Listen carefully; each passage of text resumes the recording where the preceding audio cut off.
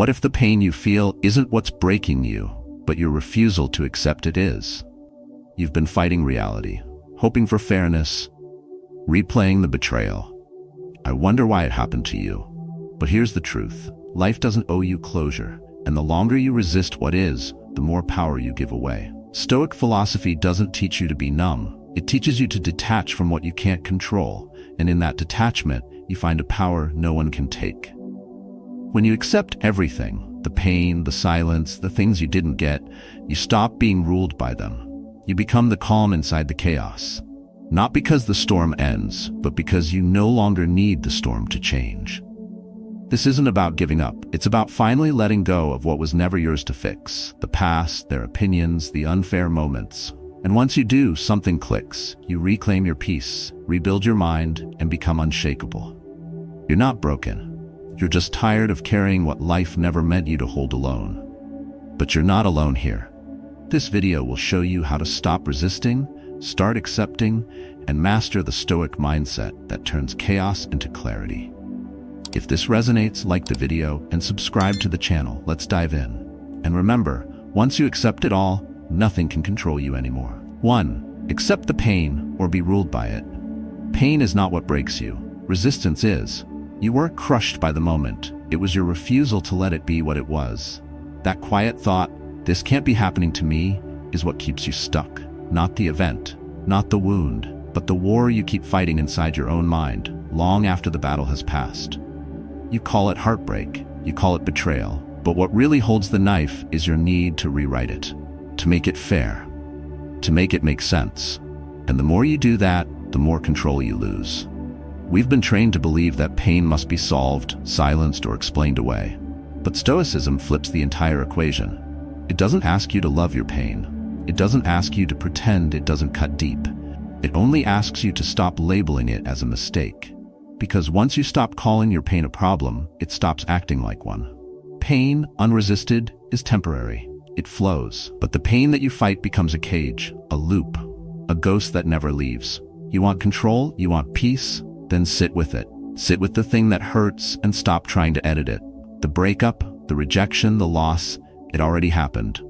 Now your job isn't to rewind, it's to witness. That's where inner strength begins. Not with bravado, not with pretending you're fine, but with the raw courage to face what is, without flinching, without fixing, without fleeing. Picture a man sitting in silence after losing everything, his job, his woman, his purpose. Most would tell him to get back out there, fix your mindset, or distract yourself. But Stoic strength says otherwise. It tells him, don't move, not yet. Let it burn. Let it hum in your chest, because if you can stay still with it without judging it, it can no longer dictate your worth. You'll start to see it clearly, not as punishment, but as purification. And that's what most men miss. They're not broken, they're just taught to run from feeling, to numb it, deny it, or drown it in distractions. But avoidance builds no fortress.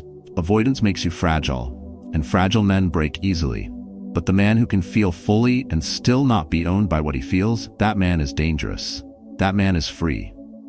You don't need a complicated formula. You don't need to overanalyze. All you need is one quiet practice. Stop resisting. When the pain rises, don't say, "Why me?" Say nothing. Just breathe. Let it pass through you like wind through open space. Don't make it a villain. Don't make it a god. Let it be a visitor.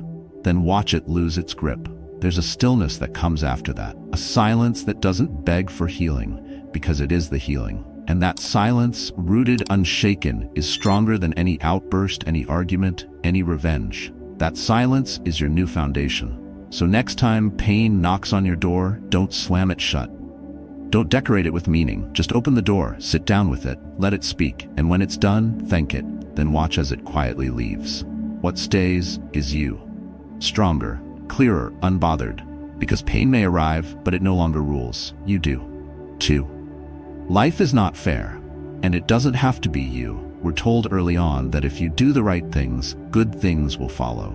That if you work hard, love deeply, and stay loyal, then life will repay you. But one day it didn't.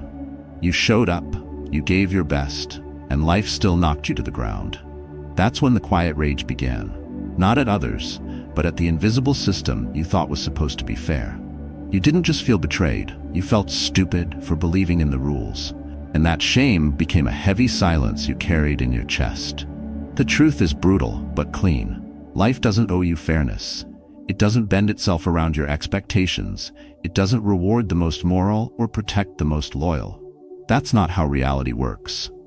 But here's the shift that changes everything. Once you stop demanding fairness, you stop suffering because of its absence. The pain doesn't double when life hits you. It doubles when you ask, why me? It multiplies when you keep bargaining with what's already happened. Most men live in quiet frustration because they're still negotiating with the past. Still thinking, she shouldn't have left like that. They shouldn't have fired me. I should be further along by now. But the Stoic doesn't think like that. The Stoic doesn't waste fire on fantasies. He stands in front of the mirror, looks at what is, and says, now I move. Fair or unfair, this is the ground. I walk anyway. Let go of the illusion that justice will come riding in and make the story make sense. Maybe it won't. Maybe it's not your job to fix the plot. Maybe your only job is to rise from it with a mind too focused to beg and a heart too calm to chase retribution. This isn't surrender. This is a strategy.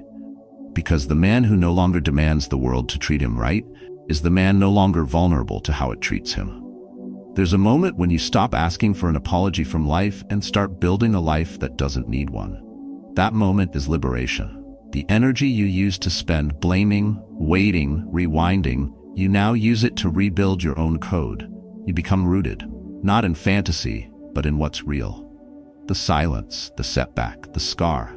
You use it all like bricks, and you build forward without complaint. Picture a man who gets overlooked for a promotion. He worked harder than anyone. He stayed late. He held his tongue when others didn't, but someone else got the reward. He could break down. He could let the bitterness rot him, or he could nod once, feel the hit, and double down on his discipline. Not because it's fair, but his path is not built on fairness. It's built on clarity. That man moves differently, and no one sees it coming. So stop asking the world to be something it's not. Stop rehearsing the injustice. Let go of the fantasy that life should match your blueprint. It never signed that contract. Instead, build the mental muscle to respond, not react. Stand in the fire without flinching. And when something unfair happens again, and it will, don't spiral. Don't plead. Don't personalize it. Just whisper to yourself, I expected nothing. I accept everything. I remain unmoved. 3. Your past can't hurt you if you accept it. The past only stings when you keep trying to outrun it. What happened, happened. What was lost, stayed gone. What you did or failed to do is etched in time. Yet most men live as if they can still go back and rewrite the script. They waste years wrestling ghosts. They rehearse old failures. They apologize to people who aren't even in the room anymore. But here's the brutal truth. Your past cannot control you unless you hand it the leash. You weren't broken by what happened. You were broken by the shame you carried afterward. By the stories you told yourself. I should have done more. They wouldn't have left if I was better. I ruined everything. Those aren't facts. Those are scars speaking. And scars are not signs of weakness. They're proof you didn't die. But if you keep hiding them, keep trying to edit the narrative for approval, you become a prisoner of a story you never finish because you refuse to accept how it began. Stoicism doesn't ask you to pretend your past was beautiful. It asks you to stop running from it. To stand in front of the mirror, eye to eye with everything you've been through, and say, yes, that was me. And I no longer owe anyone an apology for surviving. That's not arrogance. That's liberation. Because once you stop resisting your story, no one can weaponize it against you. They can bring up your lowest moments, and you won't flinch. Why? Because you've already looked those moments in the eye and made peace with them. Think of a man who lost everything in a bad decision. He cheated, he lied, he hurt people. And now, years later, even though he's changed, he still walks like he's guilty. Every room he enters, he scans for judgment. In every relationship, he tries to overcompensate, but deep down he knows the truth. He hasn't accepted the man he used to be. He's still apologizing to the version of himself he left behind, and that's the trap. You can't grow if you hate the root you came from. This is where the Stoic path begins, not with perfection, but with ownership. You don't clean the past, you own it fully, silently, and then you stop trying to explain it. Your story isn't up for negotiation. It's not a campaign. It's not a brand. It's a reality you made peace with. That's what makes you untouchable. Because the man who owns his past is immune to shame. And shame is what they use to control you. So stop editing your timeline. Stop searching for someone to validate your pain. Stop thinking you need permission to start over. You don't. You only need this, to look back once, say that was me, then face forward, and walk like it no longer owns you. That's not forgetting. That's reclaiming your direction. Try this tonight. Sit in silence, no phone, no noise. Recall the memory you hate the most, the one you avoid. Don't change it. Don't reframe it. Just breathe through it. Let it stand. And then say to yourself, not with guilt, not with pride, just with power. That happened and I am still here. That's the beginning of freedom. Not from what was done, but from the need to keep fixing what's already finished. You can't rewrite it. You can only stop letting it rewrite you. And the day you do, your past loses its grip for good. 4. Surrender to uncertainty. That's where peace begins. You were taught to grip harder when things feel unstable, to plan more, predict more, and control more. Because deep down, most men were raised to believe that control equals safety, that if you can just manage every outcome, anticipate every move, you'll finally feel calm. But that's the lie that keeps your chest tight, your mind spinning, and your spirit exhausted. Because life is not a machine, it's a wave. And the harder you try to grip a wave, the more it pulls you under. The world is addicted to control. And most men are drowning in it. You scroll endlessly, chasing strategies to get ahead, to avoid pain, to win faster. You schedule your emotions, you calculate your risks, you try to bulletproof your life. But no matter how well you play the game, it keeps throwing curveballs. Canceled plans, lost jobs, betrayal, illness. That's not a glitch in the system. That is the system. And your war against uncertainty is a war against reality. But Stoicism doesn't fight the wave. It rides it. It doesn't seek control, it seeks composure.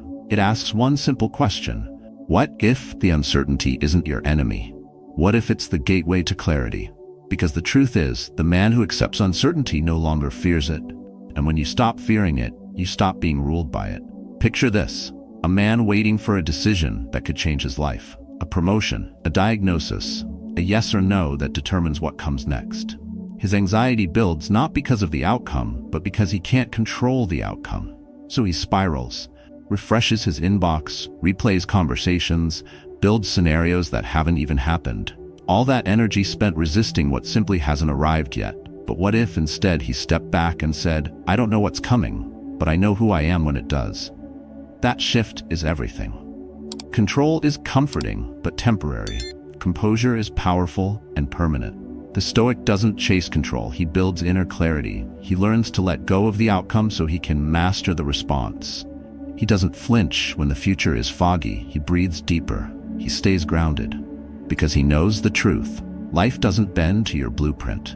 And peace doesn't come from scripting the future. It comes from not needing to. You've been told that surrender is weakness. That letting go means giving up. But it's the opposite. Letting go of control is the strongest move a man can make because it means he trusts his foundation. It means he no longer needs the world to behave a certain way for him to remain steady. His peace is not rented from circumstances. It's built from discipline. So next time the future scares you, when things fall apart, when uncertainty creeps in, don't tighten your grip. Loosen your mind. Come back to the moment. Breathe slower. Drop the narrative. Say to yourself, this isn't mine to force, but how I move through it, that's mine. And let that be enough. The goal is not to predict the storm. It's to become the man who doesn't crumble when it hits. And that man isn't obsessed with control. He's obsessed with clarity. He walks lightly, moves clean, and accepts what is without letting it define him. Because once you stop fearing uncertainty, it loses its power to control you. And that's when you finally become free. 5. You don't need an apology to heal. You were told healing begins when they admit what they did, when they finally say, I'm sorry. When the people who broke you own their guilt, show remorse, and come back changed. But that's not healing. That's a fantasy. And every day you wait for it, you hand your peace to someone who doesn't even carry the weight of what they caused. You relive what they've already forgotten. You keep the wound open, hoping one day they'll notice the blood. But Stoicism doesn't wait for closure. It creates it. It doesn't ask, will they regret it? It asks, why am I still holding this? Because the truth is cold but clean. You don't need their apology. You need your release. Forgiveness isn't a contract, it's a decision. Not because they deserve it, but because you do. Think about it. How many hours have you spent replaying what they said? How many nights did you argue with the past inside your head? How often did you wish they could just feel what you felt? And did any of that bring peace? Or did it just keep you chained to a ghost that stopped haunting long ago? Waiting for their remorse is like shouting into a cave. It only echoes back your own pain. So stop giving them that power. There's a man carrying anger from a father who never said sorry. From a friend who betrayed him and moved on like nothing happened. From a lover who left without explanation. And for years, he wore that pain like armor. Thought it made him strong, but it didn't protect him. It poisoned him. Every relationship, every chance at peace. Tainted. Not by what happened, but by his refusal to release what he could no longer change. Until one day he asked a different question. What if I don't need closure from them to close this inside me? That's the beginning of strength. You don't heal when they're sorry. You heal when you stop needing them to be. You stop waiting. You stop justifying your suffering with their silence. Because the moment you say, I don't need your validation to be free, you begin to rise. And that's where true inner peace is built, not on their words, but on your discipline. Stoicism is ruthless about one thing: what's not in your control must be cut. Waiting for someone else's guilt is wasted energy. It anchors you to a past that already ended. And real strength isn't shown by how long you carry the pain, but by how decisively you drop it. So what do you do now?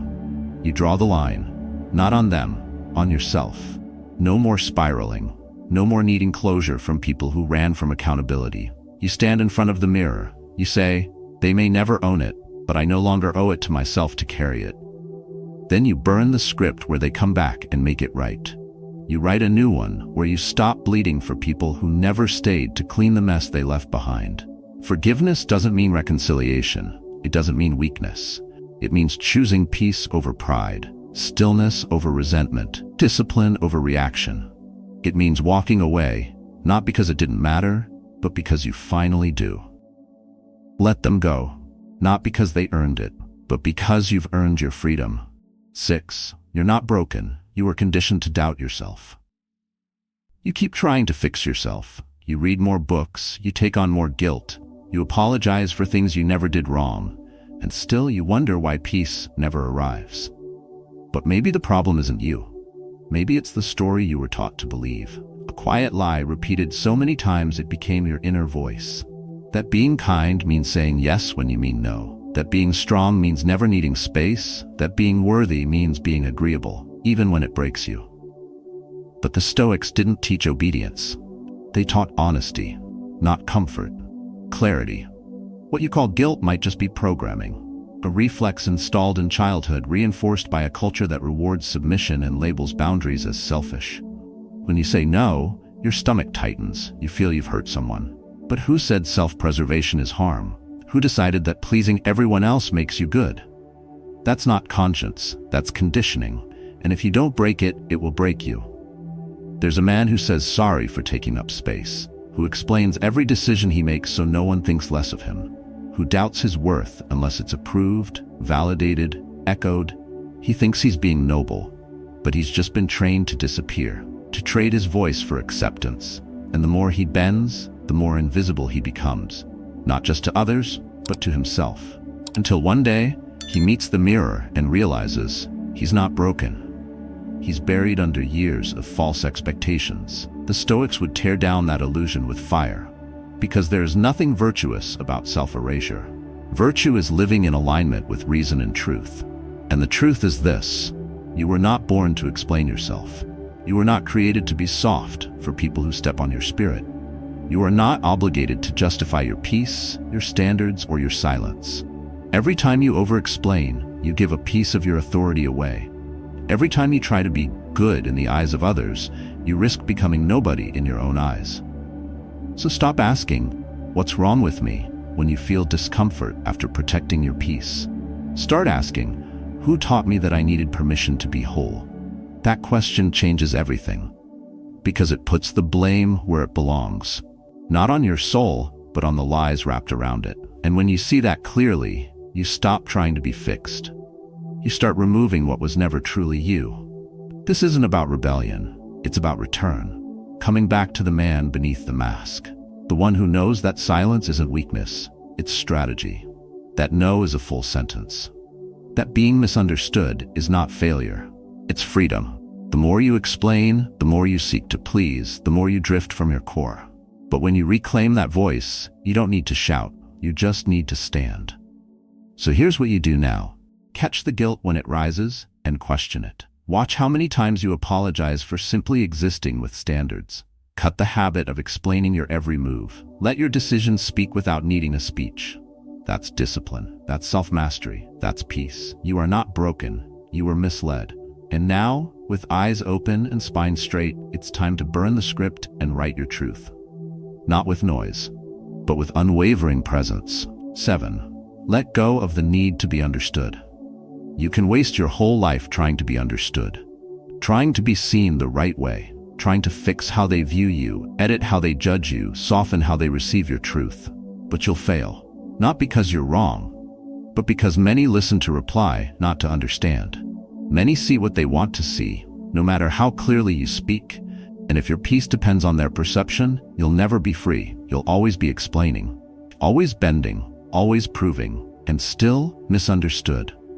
The deepest prison isn't made of bars. It's the constant need for external validation, the fear of being misread, the compulsion to correct every false image of yourself in someone else's mind. That's not clarity, that's exhaustion. You become a slave to impressions, and impressions are illusions. The Stoics burned through that illusion. Marcus Aurelius wrote, "I do not trouble myself about what others think of me. I only care that I act according to reason." That's not indifference. That's freedom. The kind of freedom that begins when you stop managing how people see you and start managing how you live. Imagine this. You say no. You draw a boundary. You choose silence instead of defending your name. And someone calls you cold, selfish, distant. That sting you feel? It's not because you were wrong. It's because you were trained to be agreeable, even when it meant betraying your own clarity. But here's the shift. What if their opinion isn't your burden? What if being misunderstood is not your failure, but their limit? You don't need to explain the truth. You live it. A tree doesn't argue with the wind about its roots. It stands. A fire doesn't convince the darkness to understand its heat. It burns. And a man doesn't owe an explanation for every quiet choice that protects his mind, his energy, and his path. The more you explain yourself, the more you shrink your strength into a size that fits their comfort. The Stoic path demands something harder, letting go of that need altogether. Because clarity isn't loud, it doesn't beg to be seen. It walks, it acts, it repeats. If you're consistent in truth, time becomes your witness. And that's enough. You won't win everyone. You're not supposed to. Some people need the distorted version of you to maintain their own story. Let them have it. Your job is not to dismantle their misunderstanding. Your job is to live above it. So what do you do now? Stop clarifying your soul for people who never listen with theirs. Cut the habit of managing their impression. Let silence answer their curiosity. Let peace be your proof. Choose to be clear, not convincing. If they see you wrongly and walk away, let them. If they doubt your intentions and you've said nothing, let it stay unsaid. Why? Because the truth does not tremble when it is not recognized. You are not here to be perfectly understood. You are here to be real. Live your truth like a wall, still, strong, unshaken. And when the world demands you explain it, don't. Let them guess. Let them assume. Let them get it wrong. You'll sleep well anyway, because when you finally stop needing to be understood, you start understanding yourself. And that is when no one can move you. 8. Detach, accept, and become untouchable. You move through life heavy because you keep holding what's already gone. You carry betrayals like proof, mistakes like punishment, and expectations like chains. But here's the truth no one told you. It's not your pain that breaks you. It's your grip on what refuses to stay. The more you cling, the more you sink. The more you let go, the lighter you walk. You stop reacting to what no longer has a hold. You begin to float above it, not out of denial, but because nothing owns you anymore. Men are trained to fix, to force, to hold it all together. You were told to never give up, to push harder, to stay in control. But they never taught you the strength and surrender. Not the weak kind, the stoic kind. The kind where you accept what happened without flinching. The kind where you don't chase closure, don't rewrite the past, don't replay old fights in your head, hoping for a better version. That kind of detachment isn't apathy. It's power. Let's be honest. Most of what drags you down isn't the event, it's your resistance to it. She left, they lied, life changed. But instead of letting it burn, you held on to the ashes. That's why you're stuck. You keep feeding pain with memory. You keep calling suffering loyalty. But Stoicism teaches this. The fire is real, but you don't have to stay in it. You don't have to live inside the emotion forever. Feel it, yes, but let it pass through. Let it teach, not trap. Look around. Most men are trapped by their need to win what's already lost. But freedom doesn't come when you control everything. It comes when you no longer need to. Imagine facing every memory, every scar, every loss and saying, yes, this happened. Yes, I felt it, and now I release it. That is when no one can touch you, because you've already faced what they might use against you. You've burned your fear in the open. You've stood naked before your past and didn't flinch. That's what makes a man untouchable, not armor but exposure. Think of a moment that still haunts you, a regret, a name, a silence. Now ask, is it the thing itself or the part of you that refuses to let it go? What if you dropped it? What if you stopped revisiting that closed door? What if today you chose peace over proof? That's what acceptance gives you. It frees your hands to build instead of clenching. It clears your mind so you can see what's ahead, not just what's behind. Acceptance isn't weakness. It's walking straight into the truth without negotiation. It's removing the hooks, cutting the ropes, refusing to be baited into the same emotional loops. When you accept everything, nothing can control you. Not rejection, not praise, not even fear.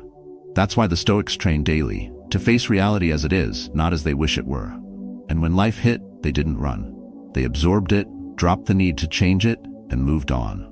So today, make one quiet move. Write down what still controls your reaction. Then cross it out, not because it didn't happen, but because it no longer gets to hold the pen. You are no longer a character in an old story. You are the builder now. And every time you let go, you rise higher. Not by force, by stillness, by choice, by discipline. And one day you'll look back, not from pain, but from peace, and realize nothing outside of you ever held the power. You just had to stop holding on. In the end, it is not control that gives you strength. It is acceptance. What you've heard today isn't just theory. It is a blueprint for inner power. When you stop resisting your past, when you stop explaining your truth to people who will never understand, when you let go of the need to be approved, something shifts. You no longer carry dead weight. You walk lighter. You see clearly, and most of all, you reclaim your peace. The Stoics were not emotionless. They felt deeply, but they were not ruled by what they felt. That is your challenge now. To stop chasing control, to stop forcing outcomes, to learn how to stand still in truth and let the storm pass without pulling you in. Because once you accept everything, your wounds, your flaws, your silence, your power, nothing outside of you can move what's already rooted. So I ask you, don't let this be just another idea that fades tomorrow. Take it and live it.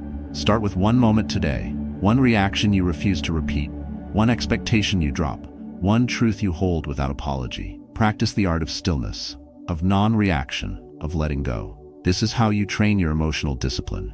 This is how you build an unshakable mindset, quietly, consistently, with dignity, not for show, but for peace. If today's words stirred something in you, share it, drop a comment below. Tell us what you've been holding on to, what you're ready to release. Because when you speak your truth, you take your power back. And when you act on it daily, you become untouchable, not by force, but by freedom. Live this, practice this, and watch how life responds when you no longer resist it.